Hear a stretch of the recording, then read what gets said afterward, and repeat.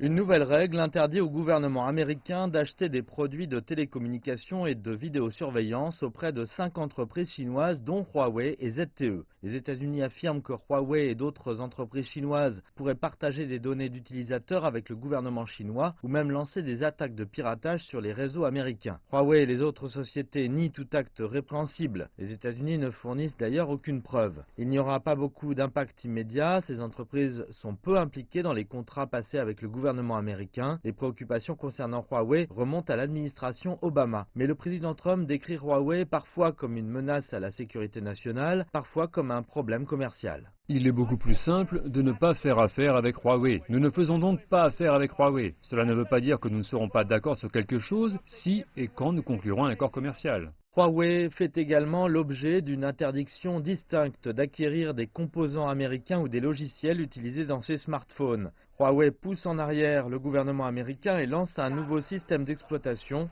qui pourrait remplacer le système d'exploitation Android de Google si nécessaire. Malgré les vents contraires venant des États-Unis, Huawei signale une forte croissance au premier semestre de 2019, mais reconnaît davantage de risques pour l'avenir. Notre résultat opérationnel pour le premier semestre a été plutôt bon et nous avons réalisé une croissance stable. Mais objectivement, nous sommes confrontés à de nombreuses difficultés. Au deuxième semestre et l'année prochaine, ces difficultés seront assez grandes.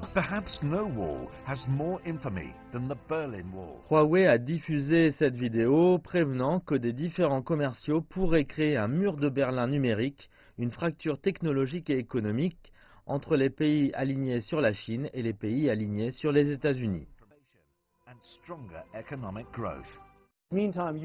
Dans le même temps, le conseiller américain à la sécurité nationale John Bolton s'est rendu à Londres pour rencontrer des représentants du nouveau gouvernement de Boris Johnson, dans l'espoir de convaincre le Royaume-Uni de se joindre aux États-Unis pour bloquer Huawei.